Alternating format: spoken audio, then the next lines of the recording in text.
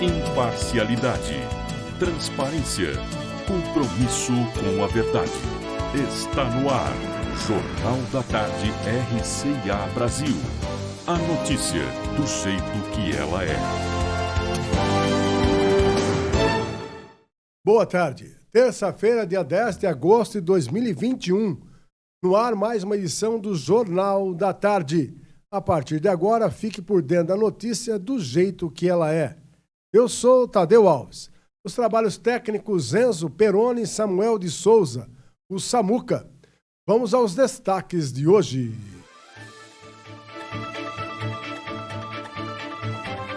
Novos casos de Covid-19 ficam abaixo dos 5% em Araraquara nesta terça-feira. Um óbito é registrado. Calendário de vacinação contra a Covid-19 avança em Araraquara, com a aplicação da primeira dose nas pessoas com 24 anos ou mais, já nesta terça-feira. Projeto de lei busca valorizar povos indígenas. Propriedade rural é multada por queimadas em Araraquara. Araraquara participa do dia Lixo Zero. Guerreiras Grenás fazem clássico contra o Corinthians na estreia do Paulistão Feminino. Veja também a previsão do tempo para a semana em Araraquara. Agora aqui você confere a opinião de Ivan Roberto Peroni no nosso editorial.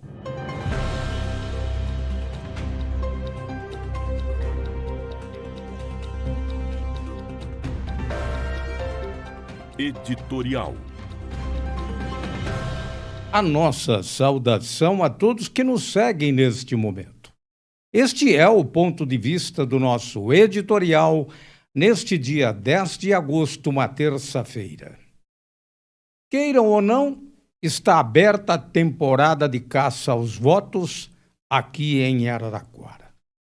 E por ela, a nossa cidade, passaram pelo menos duas expressões da política nacional nestes últimos 15 dias. Eduardo Bolsonaro, da direita, e Fernando Haddad, da esquerda.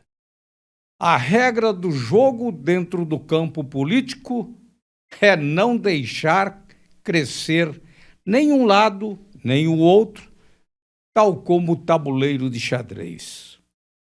Se Haddad já se apresenta como candidato ao governo do estado no ano que vem, Bolsonaro ainda patina se entra na disputa chamando a atenção de todos para o seu pai Jair e assim polarizar o antagonismo, colocando Araraquara praticamente no cenário nacional, já que ela é uma das poucas cidades brasileiras que ainda se veste de vermelho.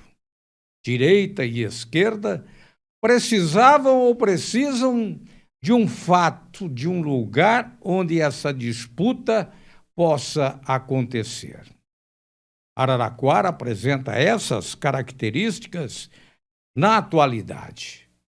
Se não está no olho do furacão por conta destes dois lados extremamente políticos e ideológicos, Araraquara está, então, aos olhares do Brasil pela politização de alguns fatos interessantes, o principal deles, a miséria e a fome da nossa gente, que Bolsonaro acusa como a cidade dos lockdowns responsáveis pela paralisia econômica e, consequentemente, o desemprego.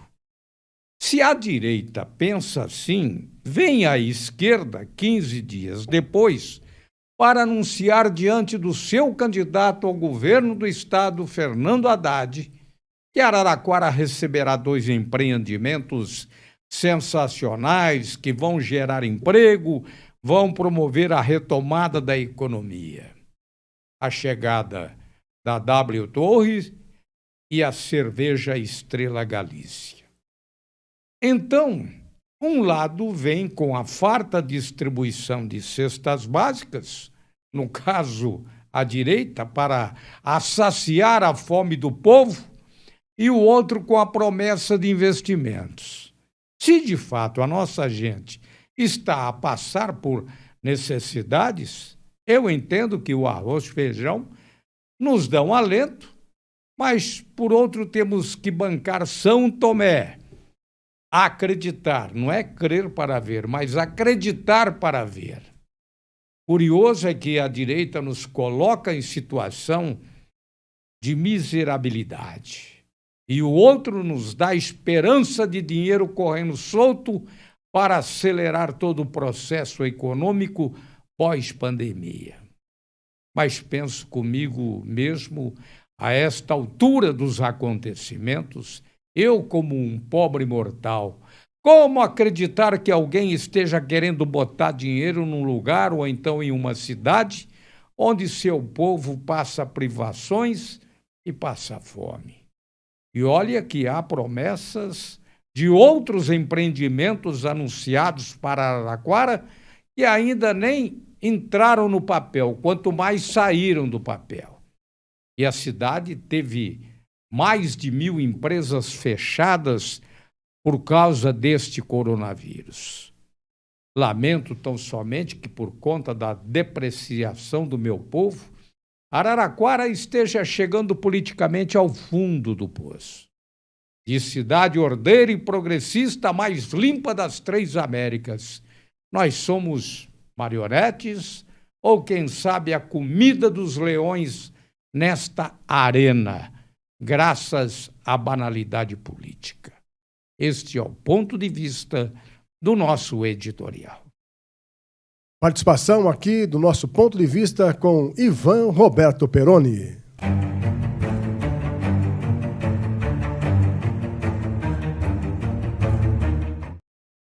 Araraquara participa do Dia Lixo Zero.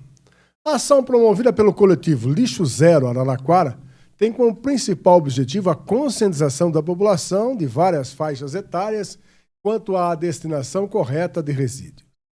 O coletivo Lixo Zero Araraquara, com apoio da Secretaria Municipal de Meio Ambiente e Sustentabilidade e também do Departamento Autônomo de Água e Esgoto, realiza no próximo sábado, dia 14, a partir das 8h30, o Dia Lixo Zero. A ação tem como principal objetivo o compartilhamento de boas práticas ambientais, com a conscientização da população de várias faixas etárias quanto à destinação correta de resíduos, limpeza, educação ambiental e bioconstrução.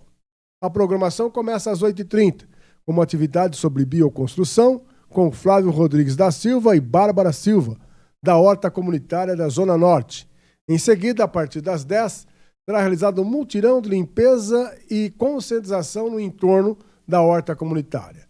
Para encerrar, será realizada uma live a partir das 17 horas sobre gestão sustentável de resíduos com Davi Teixeira, da OCISP Mundo Melhor, e Lara Teixeira Larando, Minhocaria Compostagem de Resíduos Orgânicos. Propriedade rural é multada por queimada em Araraquara.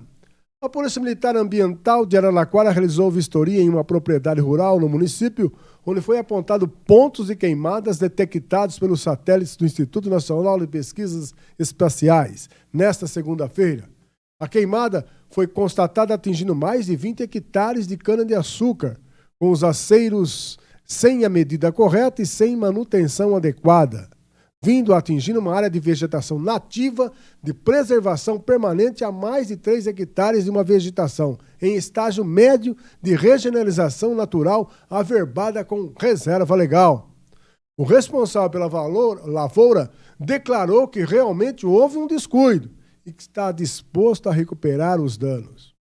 Devido às irregularidades que afetaram áreas de preservação permanente e vegetação de reserva legal, foram elaboradas 2 multas de R$ 58.950 e R$ 45.075, e houve embargo das áreas. Vamos agora com as notícias de saúde.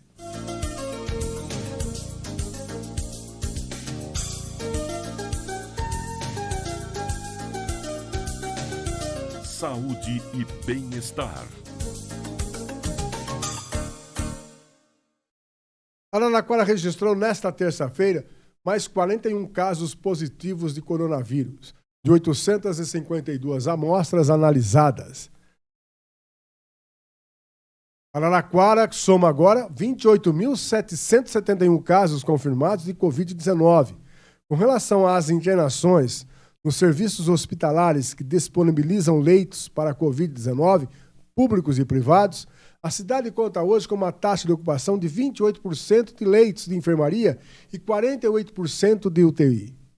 Do total de 68 internados, 37 são moradores de Araraquara e 31 são de outros municípios.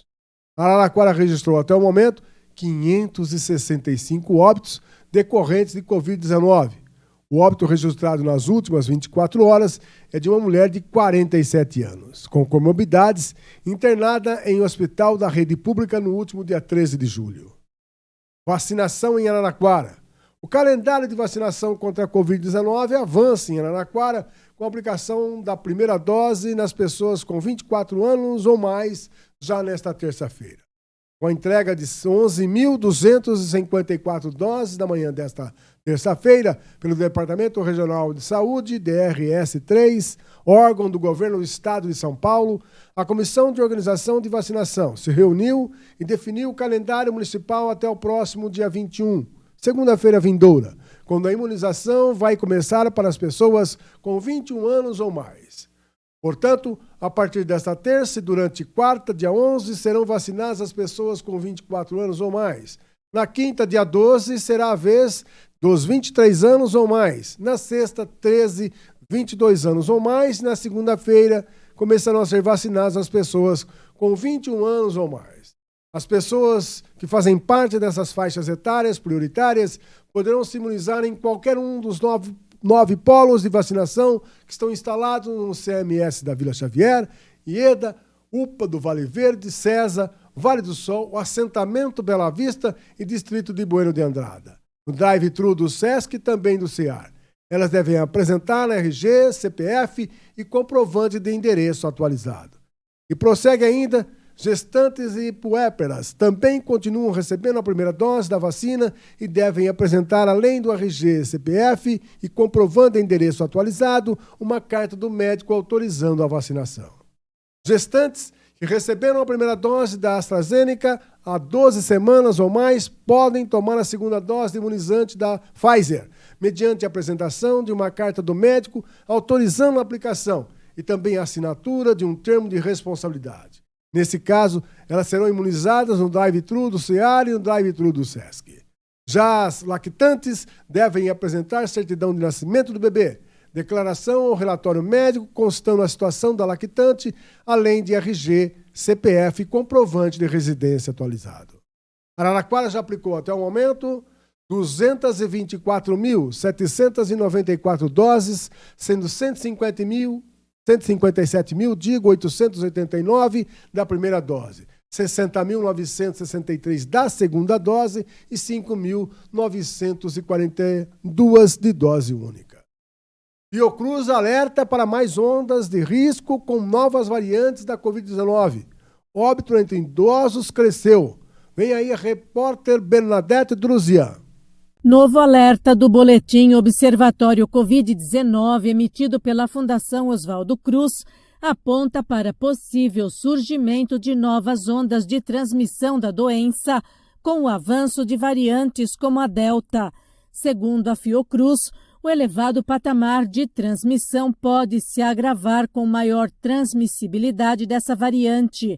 A recomendação do Instituto Científico é reforçar o uso de máscara, combinada com a vacinação, para evitar a disseminação entre as faixas etárias ainda não imunizadas.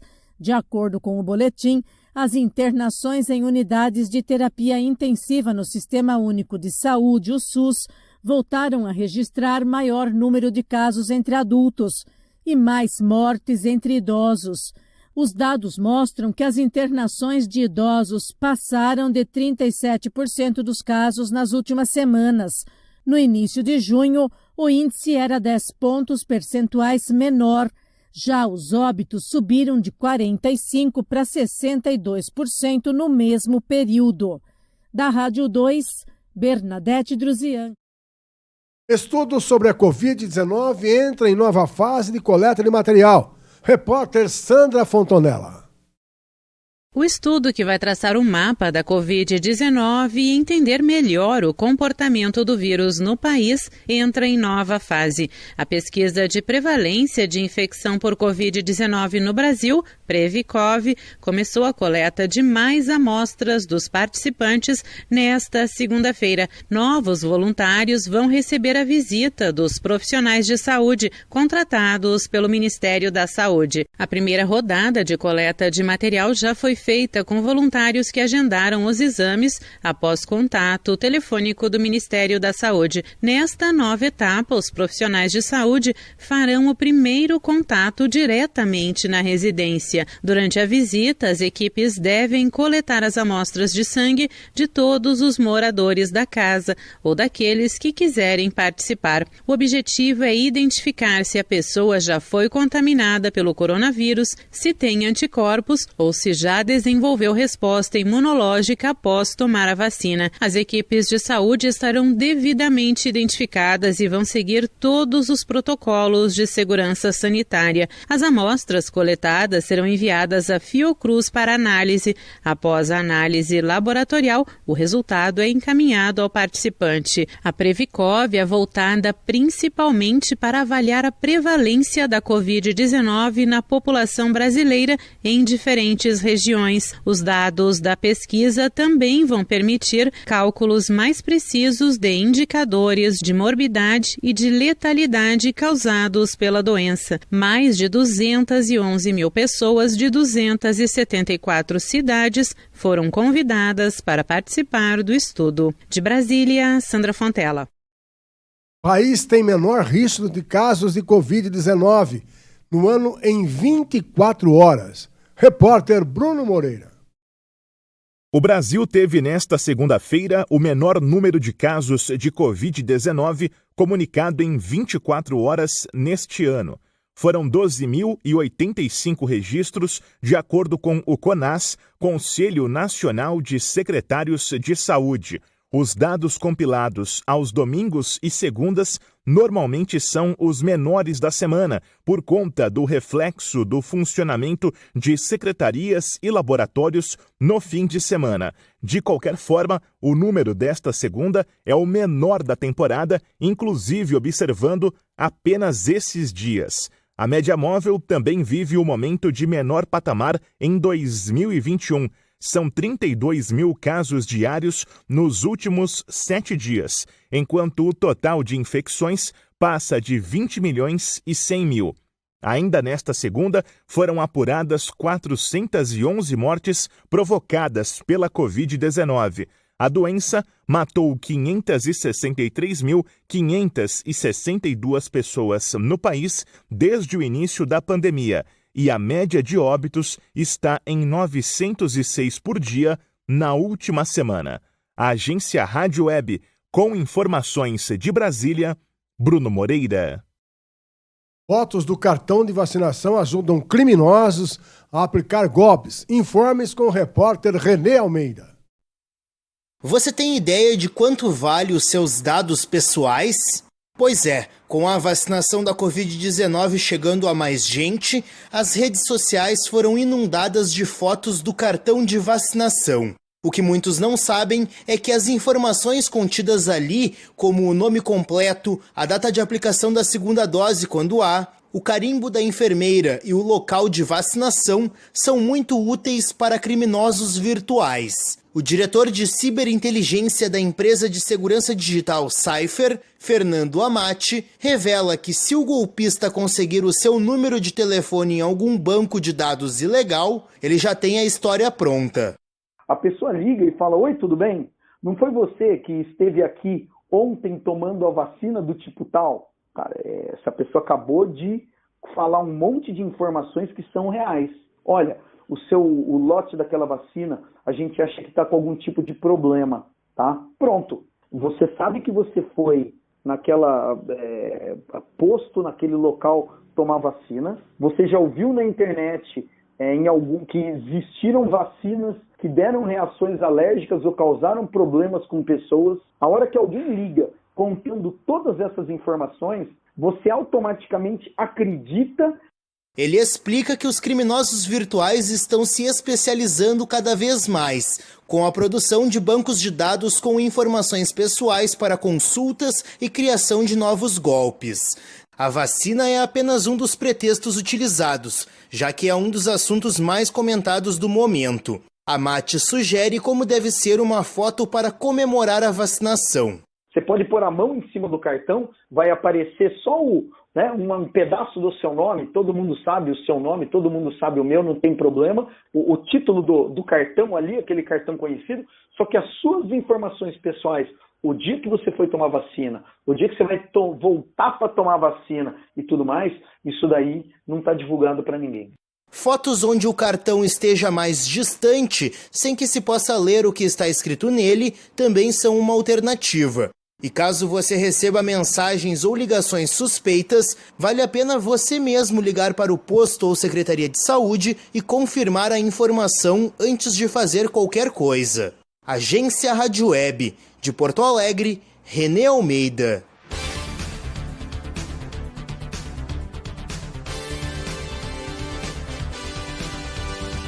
Previsão do tempo. Entre quarta e sexta-feira, a previsão do tempo aponta a mínima de 14 e a máxima de 33 graus. Nesta quarta-feira, a mínima será de 16 graus, com máxima chegando a 33. Na quinta-feira, o clima continua bom, com a mínima de 14 e a máxima de 30 graus. E na sexta-feira, também teremos temperaturas parecidas, entre 15 e 31 graus, com sol, com algumas nuvens, mas não chove. Vamos agora ao intervalo, em instantes voltaremos com o JT. Até já!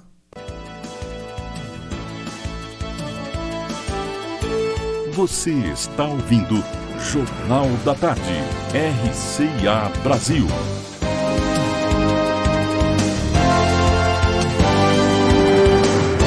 A vontade de cooperar e de somar forças sempre fizeram parte do ser humano. Mas foi em 1844, na Inglaterra, durante a Revolução Industrial, que surgiu a primeira cooperativa, quando tecelões se uniram para melhorar suas condições de vida.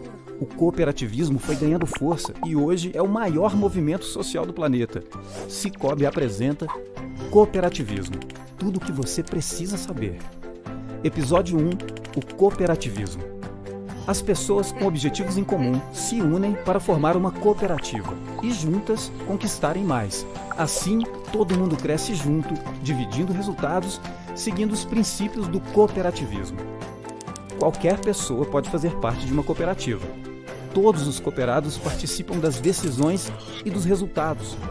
As cooperativas são independentes e colaborativas.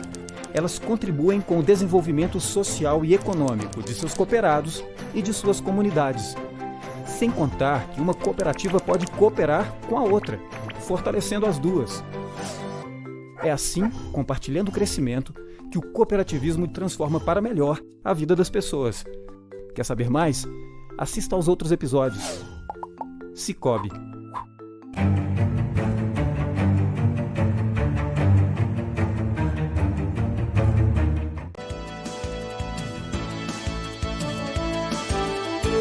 Você está ouvindo Jornal da Tarde, RCA Brasil.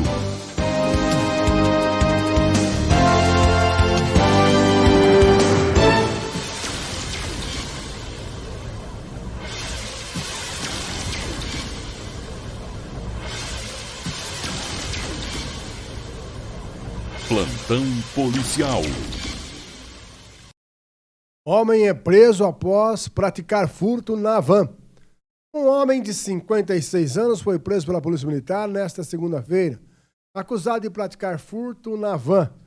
O homem já havia praticado furto no mesmo local, acompanhado de um comparsa. Hoje ele retornou até a loja, usando uma tipóia no braço para tentar não levantar suspeitas, e colocou dentro de uma bolsa 2 parafusadeiras, uma bomba de encher pneu e uma faca de pesca. Ao tentar deixar o local, o acusado foi perseguido por alguns funcionários, mesmo assim conseguiu escapar. Porém, a placa do carro foi anotada. A PM foi chamada e, através da placa, descobriu o endereço do suspeito. E na casa dele na rua Santa Clotilde, os policiais encontraram os produtos furtados na van, além de dezenas de desodorantes furtados em outros estabelecimentos. O acusado foi conduzido até o plantão policial, sendo autuado em flagrante pelo crime de furto e recolhido ao centro de triagem. Colaborou conosco São Carlos agora.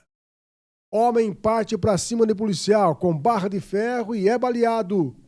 Um homem foi baleado pela Polícia Militar na noite deste domingo no Jardim São Rafael, em Araraquara. Segundo informações, a polícia foi acionada para atendimento de uma ocorrência de violência doméstica na Avenida Vaquir Ascensão Ramos Barbieri e, ao chegar, foi recebida com agressões por parte de um homem. Ele estava alterado e partiu para cima dos militares, armado com uma barra de ferro. Os policiais tentaram dialogar com o agressor, mas ele continuou indo para cima dos militares, até que um deles sacou a arma e atirou, atingindo na perna do morador, que foi socorrido pelo SAMU. O caso está sendo registrado no plantão policial. Criança de 7 anos é estuprada pelo irmão de 15.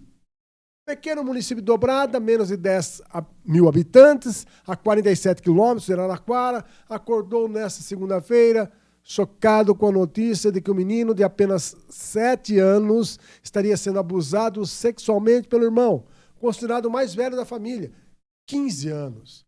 Assim, um boletim de ocorrência foi elaborado na delegacia de polícia após chegar ao conhecimento da autoridade.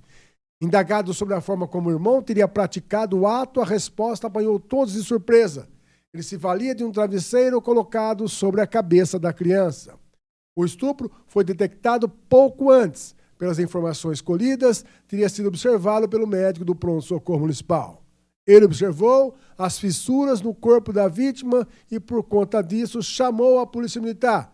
No mesmo instante, foi acionado o Conselho Tutelar, que a partir daí passou a acompanhar o caso.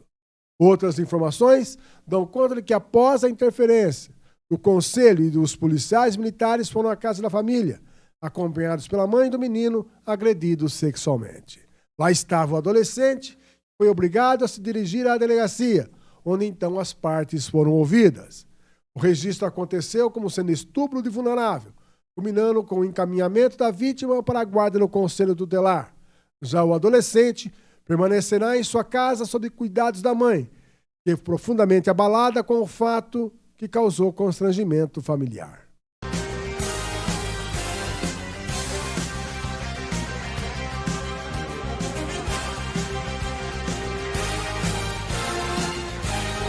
Política. Projeto de lei busca valorizar povos indígenas.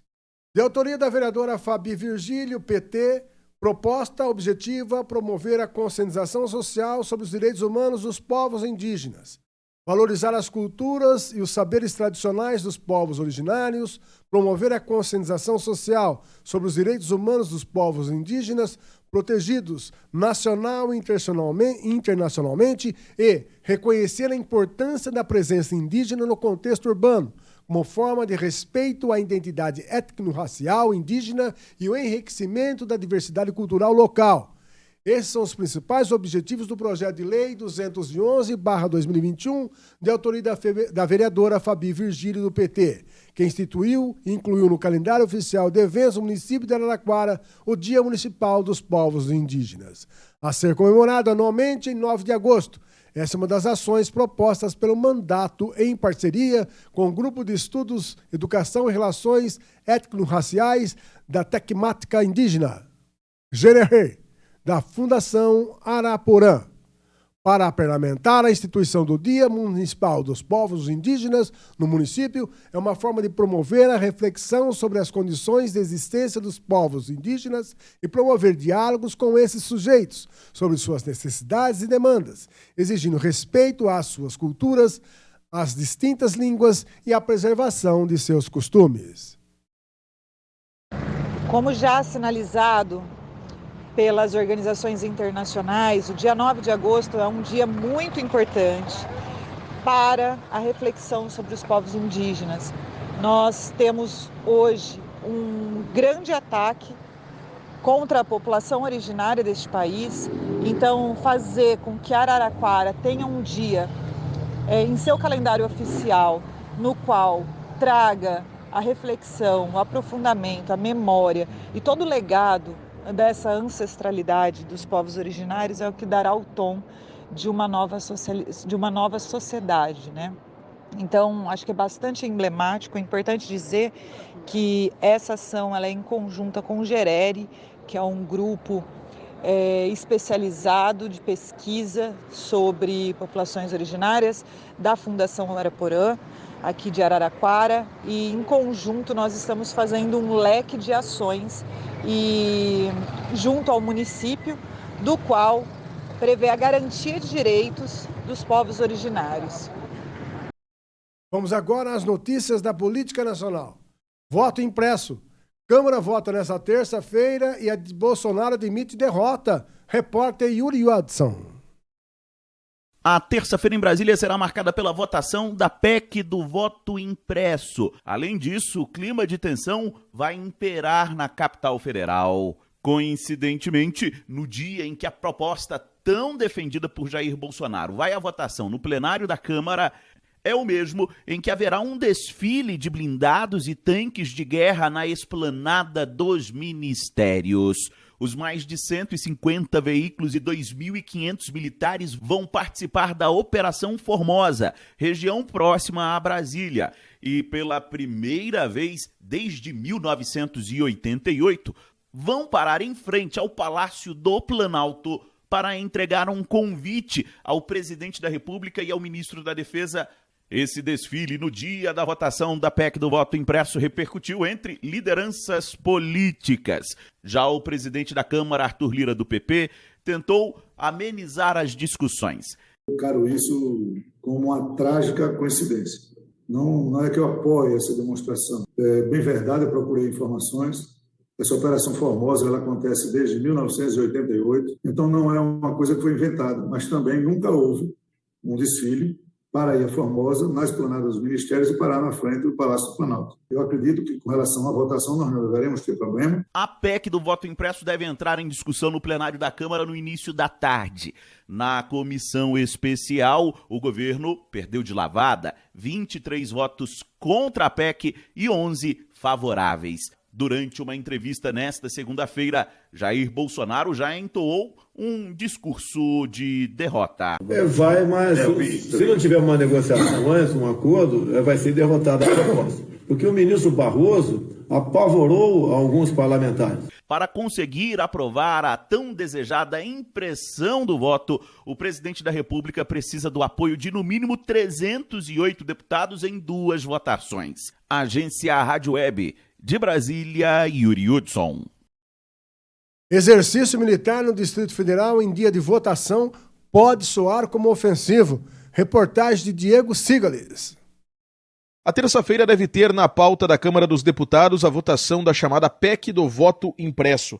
Também no mesmo dia, Brasília deve abrigar a passagem de um desfile de blindados e armamentos das Forças Armadas. A movimentação integra a chamada Operação Formosa. O comboio parte do Rio de Janeiro com destino à cidade de Formosa, em Goiás, com passagem pela capital federal.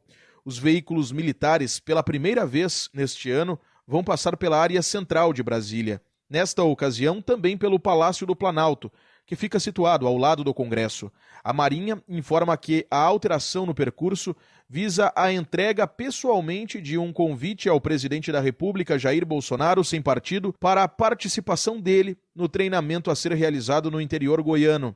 Em entrevista concedida à agência Rádio Web, o cientista político Cláudio Couto analisou a situação. É completamente desnecessário um desfile militar fora de datas cívicas, né? A gente podia ter 15 de novembro, 7 de setembro, algum desses dias, né? Pelo menos o dia do exército, sei lá, algo do gênero. Nada disso está em jogo aqui. Está em jogo é a votação do voto impresso que o presidente tanto quer e que já se sinalizou que não vai ser aprovado depois de uma sinalização do ministro da Defesa de que se não houvesse voto impresso não haveria eleição. E num governo que os militares estão profundamente envolvidos com política. Que desse ponto de vista é difícil não interpretar esse evento como um evento de demonstração de força bélica e de tentativa de intimidação do Congresso. Couto, que é coordenador do Programa de Mestrado em Gestão e Políticas Públicas da Fundação Getúlio Vargas de São Paulo, não crê que a demonstração de força possa ter efeito positivo para Bolsonaro na Câmara. O tiro pode sair pela culatra para continuar com a imagem bélica. Por quê? Porque o Congresso pode considerar que isso é uma afronta ao Congresso, né, é uma tentativa de intimidação, e de repente a votação, que até poderia ser em alguma medida favorável ao presidente, pode ser ainda mais desfavorável. Eu acho esse cenário mais provável do que o inverso. O presidente da Câmara dos Deputados, Arthur Lira, do PP de Alagoas, afirmou em entrevista concedida ao portal O Antagonista que é uma trágica coincidência a exibição de veículos militares ocorrer em Brasília no mesmo dia da votação da PEC do voto impresso. Lira também não descarta adiar a votação da proposta caso haja tal pedido por parte dos líderes partidários. Via rede social Twitter, o senador Alessandro Vieira, do Cidadania do Sergipe, afirmou que pediu à Justiça que impeça o gasto de recursos públicos em uma exibição vazia de poderio militar. Segundo argumentou ele, as Forças Armadas, que são instituições de Estado, não precisam disto. O senador Vieira ainda escreveu que, abre aspas, o Brasil não é um brinquedo na mão de lunáticos, fecha aspas. Agência Rádio Web, com informações de Brasília, Diego Cigales. TSE apresenta nova notícia: crime contra Jair Bolsonaro. Yuri Hudson. O Tribunal Superior Eleitoral apresentou nesta segunda-feira uma nova notícia-crime ao Supremo contra o presidente da República, Jair Bolsonaro. Desta vez, o TSE aponta o vazamento de um inquérito sigiloso da Polícia Federal. Este inquérito apurou o ataque hacker sofrido pela Corte em 2018. Na semana passada, o presidente da República apresentou este inquérito sigiloso nas redes sociais em diversas lives. Naquele momento, o vice-presidente da CPI reagiu e cobrou da Polícia Federal a abertura de um inquérito para investigar o vazamento. Isto porque a CPI da Covid já tinha virado alvo da PF. Que horas será aberto o inquérito contra o senhor presidente da República pela divulgação, aí sim, com todas as digitais, nas suas redes sociais, de um inquérito sigiloso. O ofício do TSE é assinado por todos os ministros da Corte e foi dirigido novamente ao ministro Alexandre de Moraes. Na semana passada, Moraes aceitou a notícia-crime do TSE e inseriu o presidente Jair Bolsonaro no chamado inquérito das fake news, também por acusações do presidente da República ao sistema eleitoral e às urnas eletrônicas do país. A notícia-crime é um pedido de investigação na qual se relata uma possível conduta criminosa. Esta é a segunda notícia-crime do TSE apresentada ao Supremo, com foco no presidente da República. Até o fechamento desta reportagem, nem Jair Bolsonaro ou o Palácio do Planalto se manifestaram sobre a notícia-crime apresentada pelo TSE. Agência Rádio Web, de Brasília, Yuri Hudson. Governo cria programa para substituir Bolsa Família. Informes com Alain Barbosa.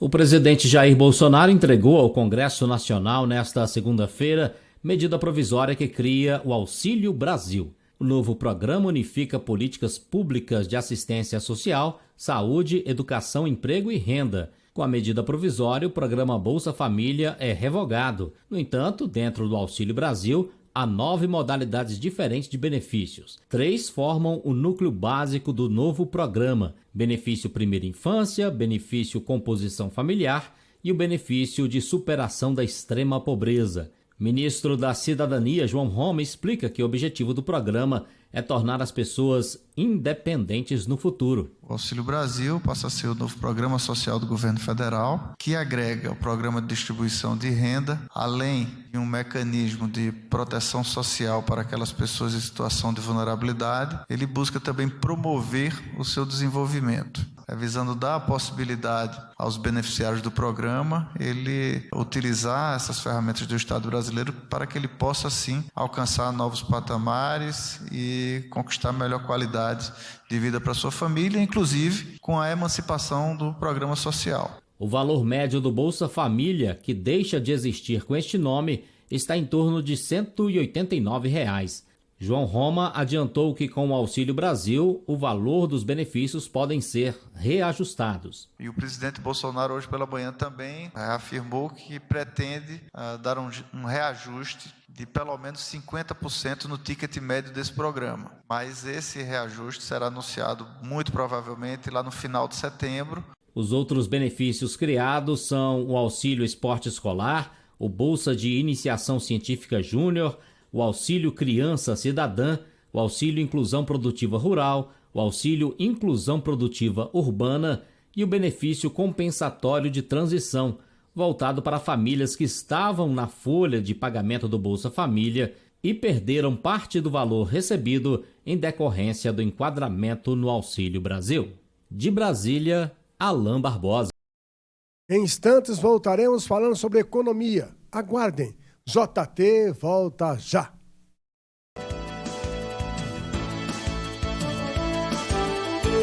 Você está ouvindo Jornal da Tarde, RCA Brasil.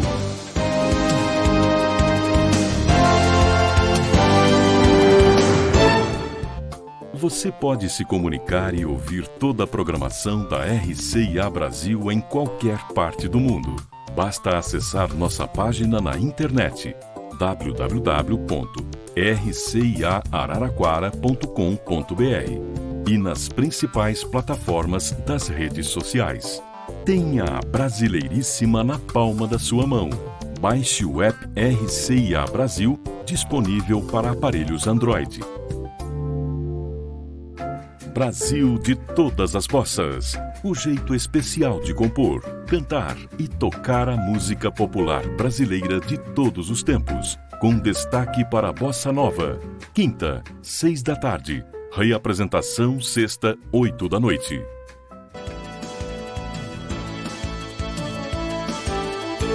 Você está ouvindo Jornal da Tarde. RCA Brasil.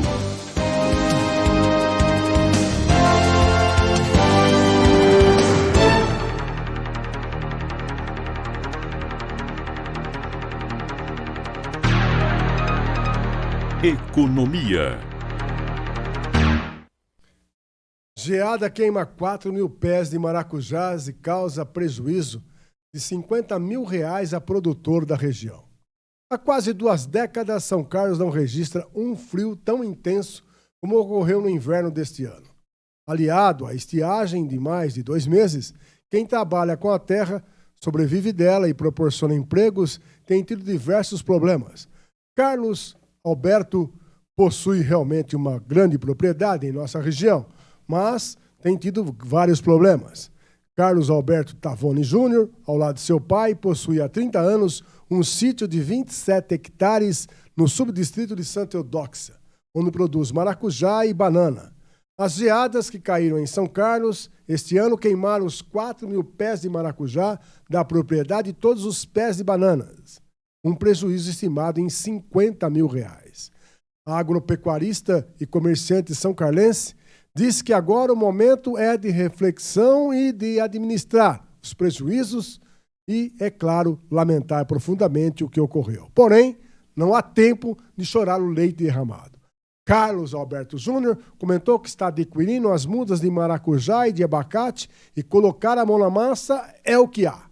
De acordo com os agropecuaristas e comerciantes, os 4 mil pés de maracujá produz cerca de 50 toneladas que eram fornecidos para uma indústria de descalvado, que fica na região e que trabalha com a polpa da fruta e outros estabelecimentos comerciais. Iniciando do zero, a perspectiva é de que, a médio prazo, consiga fazer reabastecimento de seus clientes. O uso de cartões aumenta 52% entre abril e junho. O crédito é o preferido. Sing Eichmann. Pagamentos com uso de cartões de crédito, débito e pré-pago avançam no país. No segundo trimestre, o crescimento foi de 52% sobre o mesmo período de 2020. Os cartões foram utilizados em mais de 7 bilhões de transações entre abril e junho deste ano. Elas representaram 609 bilhões e 200 milhões de reais negociados em meios eletrônicos de pagamentos. Os dados são da Associação Brasileira das Empresas de Cartões de Crédito e Serviços, a ABECS. O mais utilizado foi o cartão de crédito, com cerca de 371 bilhões de reais em transações, 53% a mais que no segundo trimestre de 2020. Em seguida, aparece o cartão de débito, com 214 bilhões de reais movimentados, um crescimento de 42,3%. Já as negociações com o cartão pré-pago alcançaram 23 bilhões e 900 milhões de reais e tiveram alta de cerca de 214% sobre o mesmo período do ano passado. O levantamento também aponta aumento de 62% nos gastos com cartões no exterior, após 6 trimestres seguidos de queda. Da Rádio 2, siga Eichmeier. Dicas para prevenir ao golpe do empréstimo na internet. Diego Sigales. Desde o começo da pandemia de Covid-19, a virtualização de variadas atividades ganhou força. Em relação a transações financeiras, isto também tem sido uma realidade. Em paralelo, golpes financeiros têm se multiplicado nas mais diversas formas. Um deles é o golpe do empréstimo na internet. Em entrevista concedida à agência Rádio Web, a especialista em direito do consumidor da Proteste, a Associação de Consumidores, Bianca Caetano, explicou como geralmente é praticada esta ação criminosa. São sites fraudulentos que se fazem passar por instituições financeiras idôneas, usando as logomarcas e contratos forjados que oferecem empréstimos sem burocracia, de forma rápida e com atrativos como taxa de juros baixa e até para negativados. Entretanto, esses golpistas exigem o pagamento de taxas prévia com a justificativa de necessidade de aumentar o score, pagamento de fiador, taxas cartoriais, entre outros. E, normalmente, esses depósitos são direcionados para conta de pessoas físicas que não têm nenhuma vinculação com a instituição financeira. Caetano também cita cuidados que podem ser tomados para se prevenir de golpes como este. Primeiramente, desconfiar de empresas que ofertam muitas facilidades para a concessão do crédito. A análise de risco é necessária para ser concedido ou não o empréstimo. E quando uma empresa não faz, possivelmente tem indícios de fraude. Por isso é importante fazer as negociações em canais oficiais das instituições financeiras e evitar os aplicativos de mensagens. Não realizar qualquer pagamento antecipado ao recebimento do empréstimo e principalmente em nome de pessoa física, que não fique vinculada à instituição que está oferecendo o empréstimo. E ainda consultar reclamações da empresa antes de qualquer negociação. Conforme afirmou a especialista da Proteste, o golpe do empréstimo na internet tem feito vítimas especialmente entre os idosos. Agência Rádio Web, de Porto Alegre, Diego Sigales.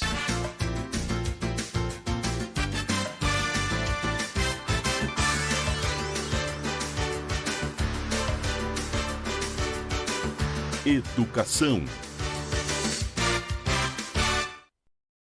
Sisu divulga a lista de aprovados para o segundo semestre.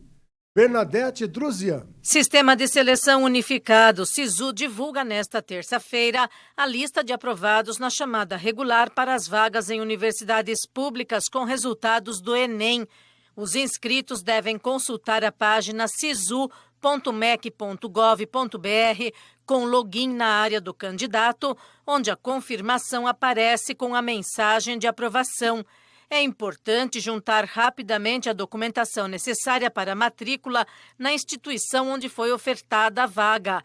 Serão poucos dias para a efetivação da matrícula, de 11 a 16 de agosto. Caso o processo não seja concluído conforme o cronograma, a vaga será repassada para o próximo da fila. Quem não estiver na chamada regular para a primeira ou segunda opção de curso deve manifestar interesse na lista de espera de vagas remanescentes de 10 a 16 de agosto. O sistema emitirá mensagem de confirmação do interesse, mas o candidato deve ficar atento à divulgação da instituição que selecionou. O resultado da lista de espera sairá dia 18 e as matrículas devem ser feitas no dia seguinte. Da Rádio 2, Bernadette Druzian. Em instantes, nós vamos falar de esportes. A Fevara começa hoje a sua trajetória no Campeonato Paulista Feminino de Futebol. O intervalo é rápido. Na sequência, mais informes aqui no JT. Até já.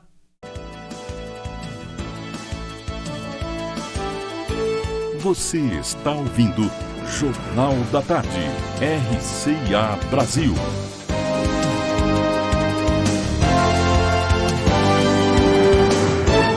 Na família, um ajuda o outro. Na escola, todos compartilham conhecimento. Nas cooperativas de crédito também é assim. As pessoas se unem para ter melhores serviços financeiros. Sicoob apresenta Cooperativismo. Tudo o que você precisa saber. Episódio 2, Cooperativas de Crédito e Sicoob. As cooperativas de crédito são organizações formadas por pessoas com objetivos em comum. Como não possuem fins lucrativos, oferecem taxas e tarifas mais baixas e melhor remuneração para seus investimentos. Os cooperados participam das decisões e compartilham entre si os resultados. O Sicoob é um grande exemplo de cooperativa de crédito. Somos fiscalizados pelo Banco Central do Brasil e já transformamos a vida de milhões de associados. Nossas cooperativas têm tudo de um banco, só que com mais benefícios. São diversos produtos e serviços para você, sua empresa ou agronegócio. O Sicoob oferece também canais de autoatendimento para realizar consultas e transações com toda a comodidade e segurança. Mas mesmo com tanta tecnologia, você tem um atendimento mais humano e personalizado. Afinal, aqui, você é dono. Quer saber mais? Assista aos outros episódios. Chorando de alegria. Durante 1 hora, cavaquinhos, tamborins, flautas, saxofones e demais coadjuvantes nos trazem melodias antigas e recentes de solistas e grupos consagrados do gênero, mostrando a linguagem popular brasileira. Apresentação terça, 6 da tarde. Reapresentação quarta, 8 da noite. Brasil de todos os tempos. O registro dos momentos mais significativos da música popular brasileira por seus autores e intérpretes. Domingo, 10 da manhã. Reapresentação quarta, 9 da noite.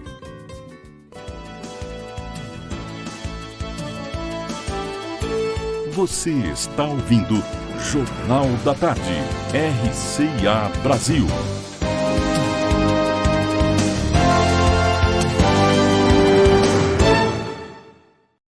Chegou a hora de falar de esportes. Informações com o Rafael Zocco.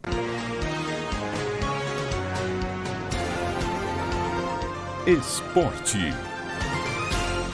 Olá para você que está ligado nas redes sociais da RCA em Araraquara, desta terça-feira, dia 10 de agosto de 2021. Handball. As equipes masculina adulta e júnior do SESI Fundesporte Araraquara treinam para o início dos campeonatos paulistas de cada categoria, ambos previstos para começar em setembro. Nesta temporada, o torneio adulto terá 8 times, enquanto o júnior terá 7. Esta será a primeira vez que o handball adulto participará do torneio. Já a categoria júnior está presente desde 2019 e obteve o melhor resultado no ano passado, quando ficou em terceiro lugar na classificação. Ao todo, o handball do SESI Fundesporte Araraquara conta com 25 atletas, sendo que 15 são voltados ao time júnior, que foi reformulado e tem média de idade de 20 anos. Desde 2018, o handball da cidade já conquistou vários títulos. Ganhou a Liga Regional, ficou em 7º lugar nos Jogos da Juventude e foi vice-campeão dos Jogos Regionais. Já em 2019, foi vice-campeão dos Jogos Regionais e campeão dos Jogos Abertos. Futsal. A Uniara Fundesporte empatou por 3-3 em jogão contra o São Bernardo, no final de semana, em São Bernardo do Campo, pela estreia da Liga Paulista de Futsal Masculino.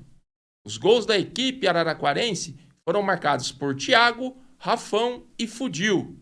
O próximo compromisso da equipe comandada por René Benassi já é nesta sexta-feira, às 7 horas da noite, no ginásio de esporte Oswaldão, em Gavião Peixoto, diante do São Paulo, válido pela segunda rodada.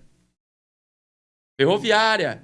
Quase 2 meses depois, o time das Guerreiras Grenás volta a campo hoje, logo mais às 7 horas, para fazer clássico na Fonte Luminosa diante do Corinthians, pela primeira rodada do Paulistão Feminino. Lembrando que os portões seguem fechados aos torcedores por conta da pandemia do coronavírus. A rivalidade entre as equipes aumentou nos últimos anos, principalmente com as disputas dos títulos do Brasileiro Feminino, Libertadores e também do próprio Paulistão.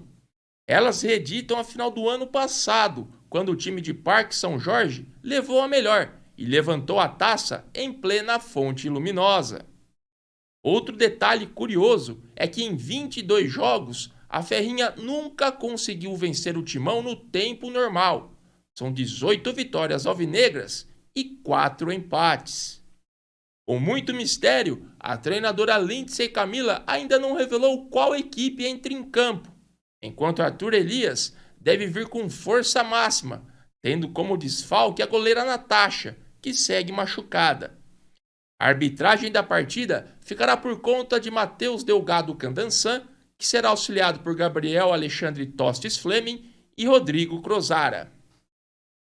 Ficamos por aqui e não deixe de acessar o nosso portal rciararaquara.com.br e as nossas redes sociais para outras novidades. Até a próxima! Bolsonaro autoriza a transformação de clubes de futebol em empresas. Yuri Hudson. O presidente Jair Bolsonaro sancionou nesta segunda-feira o projeto de lei que estimula a transformação dos times de futebol em empresas de sociedade anônima. A proposta prevê regras para parcelamento das dívidas atuais dos clubes. O projeto autoriza que todos os bens e direitos sejam transferidos a uma sociedade anônima de futebol, que poderá emitir títulos. Atualmente, os clubes de futebol são caracterizados como associação civil sem fins lucrativos. O relator da proposta no Senado, Carlos Portinho, do PL do Rio de Janeiro, comemorou a sanção do projeto. A SA ela nasce limpa, porque ela precisa ir buscar no mercado, inclusive, que o clube não consegue mais investimentos, recursos. Mas ela nasce com a obrigação, no sistema de 2 caixas d'água, de alimentar com as receitas da atividade que ela está levando, que é o futebol, que é o que gera as receitas, alimentar o clube com a obrigação de pagamento dos seus credores, seja pela recuperação judicial, seja pelo concurso de credor, que é o ato trabalhista. O autor do projeto de lei é o presidente do Senado, Rodrigo Pacheco, do Democratas. O texto prevê a emissão de títulos com prazo mínimo de 2 anos de vencimento e remuneração igual à da poupança. Pelo texto, alterações no nome, escudo, hino, cores e local da sede do time só podem ocorrer se o clube concordar.